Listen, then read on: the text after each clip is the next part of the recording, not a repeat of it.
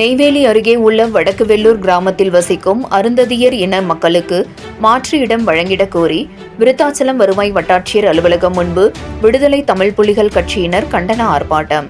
கடலூர் மாவட்டம் நெய்வேலி அருகே உள்ள வடக்கு வெள்ளூரில் கடந்த 50 வருடங்களாக வாழ்வாதாரத்தை இழந்து அகதிகளாக தவிக்கும் பட்டியலின பிரிவில் உள்ள அருந்ததியர் இன 75 குடும்பத்தினருக்கு மாற்று இடம் வழங்கிட வேண்டி கடலூர் மாவட்டம் விருத்தாச்சலம் வருவாய் வட்டாட்சியர் அலுவலகம் எதிரே விடுதலை தமிழ் புலிகள் கட்சியினர் கண்டன ஆர்ப்பாட்டம் நடத்தினர். மாவட்ட செயலாளர் மா குணசேகரன் தலைமையில் நடைபெற்ற இக்கண்டன ஆர்ப்பாட்டத்தில் நிறுவன தலைவர் குடந்தை அரசன் உள்ளிட்ட 50க்கும் மேற்பட்டோர் பங்கேற்று வடக்கு வெள்ளூர் கிராமத்தில் வசிக்கும் பட்டியலின அருந்ததியர் மக்களுக்கு வீட்டுமனை பட்டா வழங்கிடு, சுதந்திரமடைந்து 75 ஆண்டுகளாக வீடு நிலமின்றி சொந்த நாட்டில் அகதிகளாக வாழும் மண்ணின் மைந்தர்களுக்கு வீட்டுமனை பட்டா வழங்கிவிடு, சமூக நீதி ஆட்சியிலே தீர்வு இல்லையா, பட்டா இல்லா மக்களுக்கு குடிமனை பட்டா வழங்கிவிடு,